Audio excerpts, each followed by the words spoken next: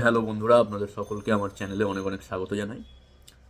এই শীতকালে বাচ্চারা গায়ে জামা কাপড় রাখতে চাইবে না, ঠান্ডা লাগবে, ঠান্ডা পাবে, তাও জামা কাপড়কে ছুঁড়ে ছুঁড়ে ফেলবে, মোজা পরবে না, মাথায় টুপি লাগাবে না, কাঁদবে।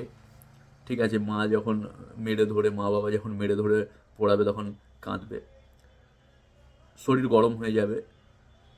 তো সর্দি, কাশি, মাথা ব্যথা, গলা ব্যথা, নাক জমে যাওয়া, এইসব যদি সিমটমস থাকে তো দুটো মেডিসিনের উপরে আস্থা রাখা যায়, সেটা হচ্ছে aconite and belladonna.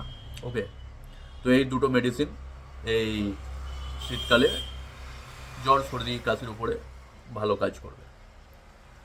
Okay, thank you.